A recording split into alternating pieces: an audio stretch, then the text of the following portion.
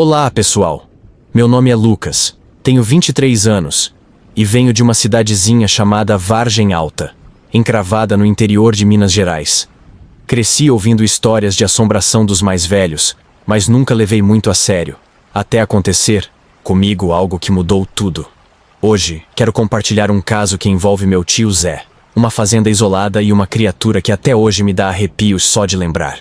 Vou contar como se fosse ele narrando, porque foi assim que ele me passou a história, numa noite de fogueira que nunca vou esquecer. Eu sou o Zé, e na época dessa história, eu tinha uns 25 anos. Era 1987, e eu tinha acabado de me mudar com minha esposa, Clara, para uma fazenda nos arredores de Vargem Alta. A gente tinha casado fazia poucos meses, e ela estava esperando nosso primeiro filho. A fazenda era simples, uma casa de taipa com telhado de zinco, cercada por um pasto mal cuidado e um pedaço de mata densa que parecia engolir a luz do dia. Não tinha vizinhos por perto, o que era bom para quem queria sossego, mas também deixava a gente meio à mercê do que quer que resolvesse aparecer. Eu trabalhava como meeiro numa terra que pertencia a um fazendeiro rico da região, o seu Otávio. Ele nunca aparecia por lá, só mandava capatazes de vez em quando para cobrar o que a gente produzia. A vida era dura, mas a gente se virava com o milho, o feijão e umas poucas cabeças de gado que eu criava no curral. Tudo ia bem até uma noite de quarta-feira, quando o silêncio da roça foi quebrado por um barulho que eu nunca tinha ouvido antes. Era um som grave, como se alguma coisa pesada estivesse arrastando correntes pelo chão. Vinha do lado do curral, onde eu guardava as vacas. Peguei meu facão. Não tinha arma de fogo na época, só aquele facão velho que eu usava para cortar mato, e saí para ver o que era. Clara tentou me segurar. Disse que podia ser um bicho solto ou até um ladrão, mas eu não podia deixar minhas vacas correrem risco. A gente dependia delas para sobreviver. Lá fora, a noite estava escura como breu. Não tinha lua, e o lampião que eu levava mal iluminava 2 passos à frente. Quando cheguei no curral, vi que uma das tábuas estava quebrada, e uma das vacas estava caída com o pescoço rasgado. Não era corte de faca nem mordida de onça. Era algo brutal, como se tivessem arrancado a carne com as mãos. O resto do gado estava amontoado num canto, mugindo baixo, apavorado. Então, eu ouvi de novo. Aquele som de algo se arrastando, agora vindo da mata. Não sei o que me deu, mas resolvi seguir o barulho. Entrei na trilha que cortava o mato, com o facão na mão e o coração na boca. Uns 10 metros depois, o lampião iluminou uma sombra. Era grande, maior que um homem, e estava de costas para mim. Tinha pelos escuros cobrindo o corpo, e as pernas eram tortas, como se não soubesse se andava de pé ou de 4. A cabeça era enorme, com orelhas pontudas que se mexiam como se estivessem farejando o ar. Então ela virou. Eu juro por tudo que é sagrado. Aqueles olhos eram vermelhos, brilhando como brasas.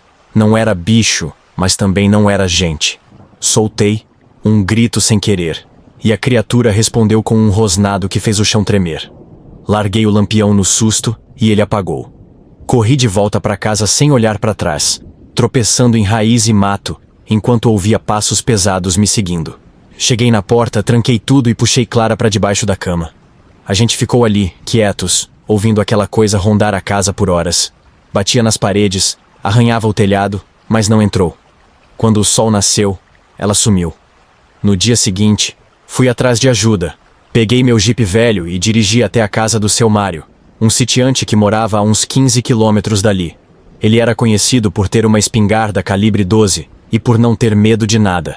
Contei o que tinha visto, e ele me olhou sério como se soubesse de algo que eu não sabia. Me emprestou a espingarda e disse para eu ficar de olho, porque essas coisas apareciam mais quando tinha gente nova na região. Não quis explicar mais, só mandou eu voltar para casa antes do anoitecer. Cheguei na fazenda já no fim da tarde. Clara estava nervosa. Disse que tinha ouvido passos do lado de fora enquanto eu estava fora. Peguei a espingarda, carreguei com 2 cartuchos e me sentei na varanda, esperando. A noite caiu, e com ela veio o silêncio. Até que lá pelas 10 horas, ouvi Clara gritar da cozinha. Corri para lá e vi a janela escancarada, com marcas de garras na madeira. Ela disse que tinha visto aquilo olhando para dentro, com a cara quase colada no vidro antes de ele quebrar. Saí correndo para fora, com a espingarda na mão. A criatura estava lá, a uns 20 metros da casa, parada no meio do pasto. Dessa vez, ela estava de pé, como homem, mas com os braços compridos quase tocando o chão. Mirei e atirei. O barulho ecoou pela fazenda e eu vi um pedaço do ombro dela voar com o impacto. Ela urrou, um som que parecia vir direto do inferno, e correu para a mata. Fui atrás, mas só até a beira da trilha. Lá no chão, achei um pedaço de carne ensanguentada, mas não era carne de bicho. Era pele humana, com pelos grossos ainda grudados. Voltei para casa com o coração ainda disparado. O eco daquele urro infernal ressoando na minha cabeça como um tambor que não para de bater.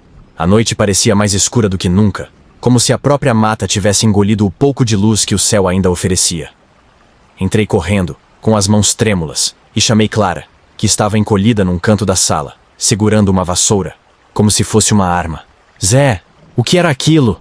Pelo amor de Deus, me diz que você matou essa coisa! Ela gritou, com os olhos cheios de lágrimas e a voz quebrada pelo medo. Eu não soube o que responder. Como é que eu ia explicar que atirei num bicho que não era bicho, numa coisa que sangrava como gente, mas corria como demônio?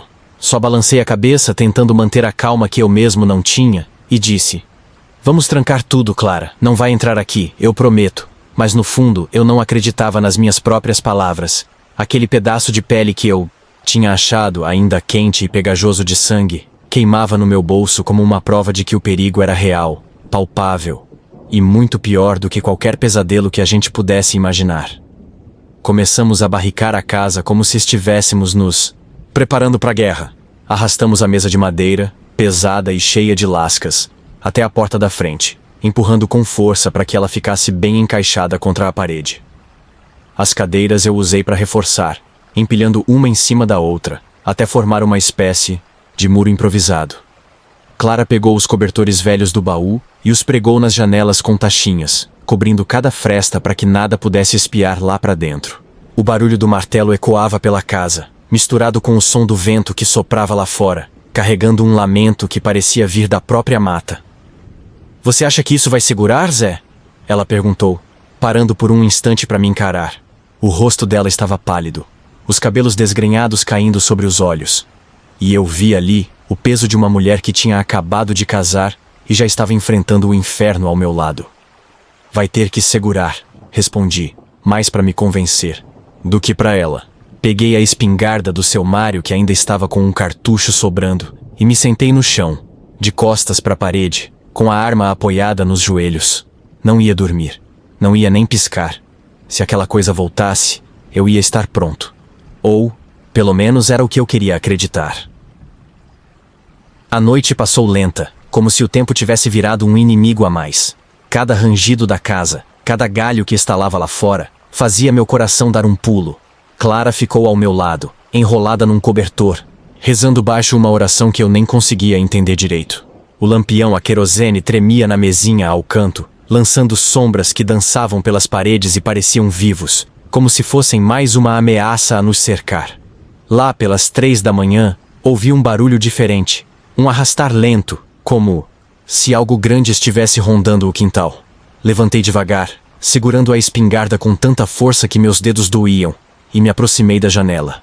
Tirei uma fresta do cobertor com a ponta do cano, só o suficiente para espiar.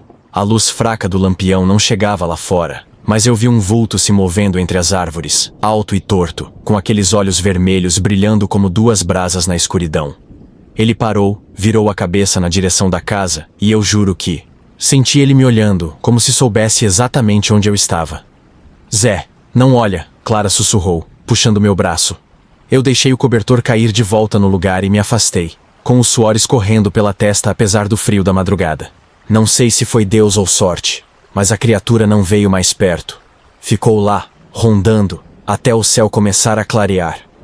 Quando o sol nasceu, ela sumiu, como se a luz fosse um veneno que ela não podia suportar. No dia seguinte, eu não pensei 2 vezes. Acordei com o corpo moído, os olhos ardendo de tanto vigiar, mas sabia que a gente não podia ficar ali nem mais 1 hora. Clara, arruma as coisas. Vamos para casa da minha irmã na cidade, eu disse, já jogando nossas roupas numa mala velha de couro que tínhamos trazido do casamento. Ela não discutiu, só assentiu, com um alívio nos olhos que eu não via, desde a noite em que tudo começou.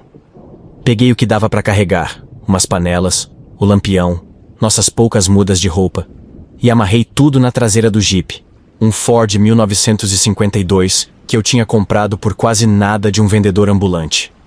O motor roncava como se fosse tossir a alma para fora, mas era o que a gente tinha.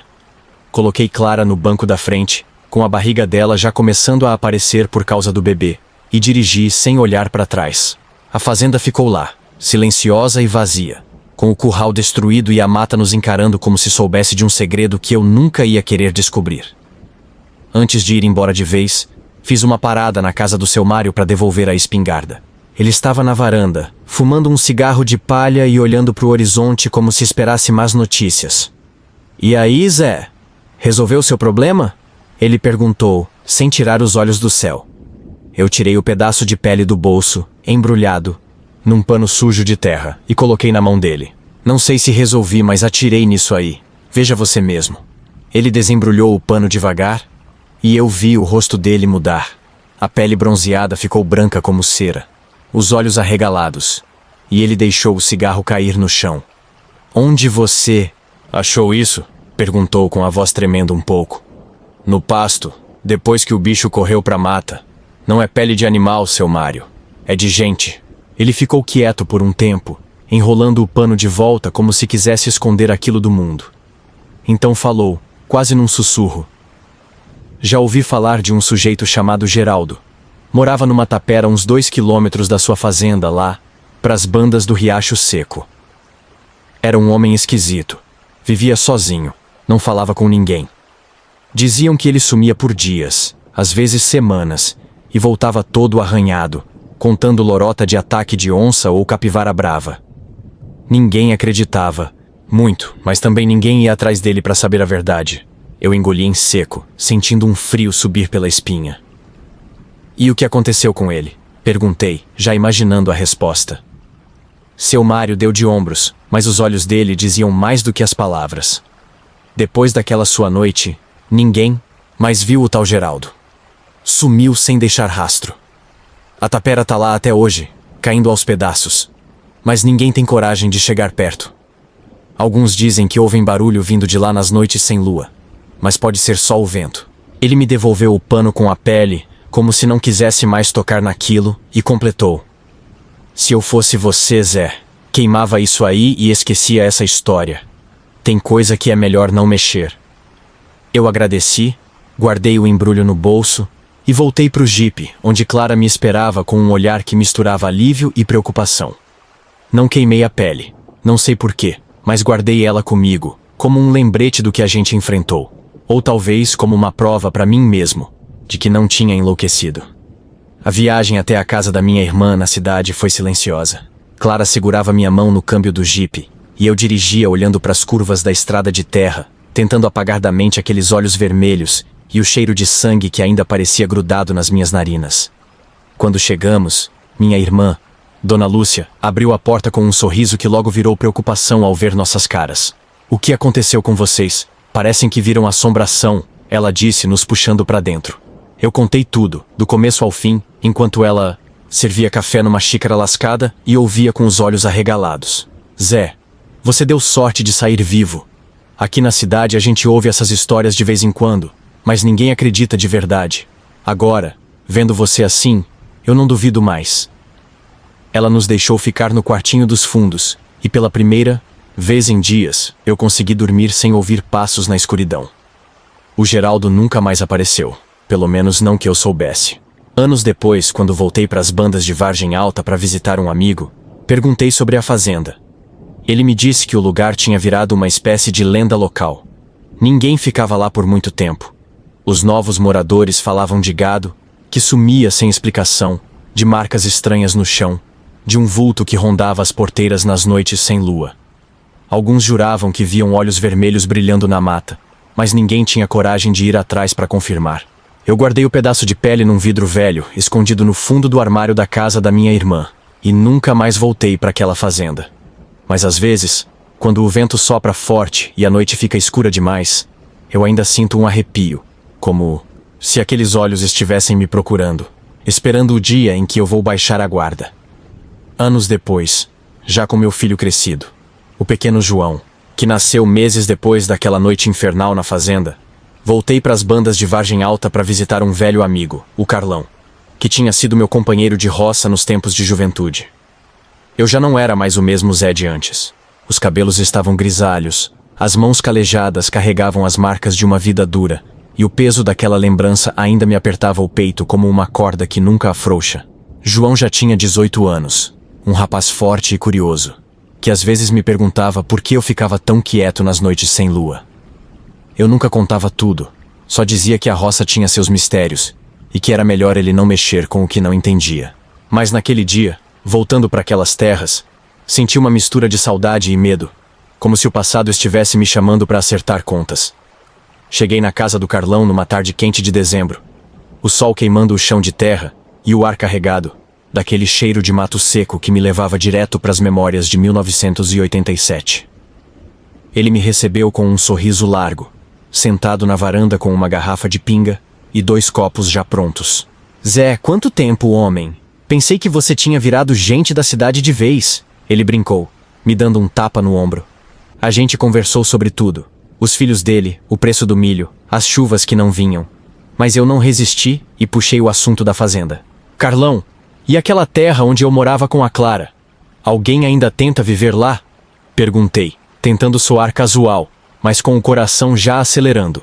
Ele deu uma golada na pinga, limpou a boca com as costas da mão e me olhou de um jeito sério, como se soubesse que aquela pergunta não era à toa. Ninguém fica lá por muito tempo, Zé. O lugar tá amaldiçoado, é o que dizem. Todo mundo que tenta criar raiz naquela fazenda acaba desistindo. Ele começou a contar, e eu ouvi cada palavra com um frio na espinha que não explicava. Segundo o Carlão, os novos moradores, uns 5 ou 6 famílias desde que eu saí, sempre reclamavam de barulhos estranhos à noite. Não era só o vento batendo no telhado ou os bichos do mato fazendo algazarra. Era algo mais pesado, mais vivo. Passos arrastados no quintal, batidas nas paredes que pareciam vir de mãos grandes demais para serem humanas, e um rosnado baixo que atravessava as portas trancadas. Teve um sujeito, o Manuel, que jurou que ouviu alguém chamando o nome dele do meio da mata, numa voz que não era de gente, disse Carlão, baixando o tom como se tivesse medo de ser ouvido. Ele ficou uma semana lá e saiu correndo. Deixou até as coisas dele para trás. E não era só isso. O gado sumia sem deixar rastro. Não apareciam ossos, nem sangue, nem pegadas de onça.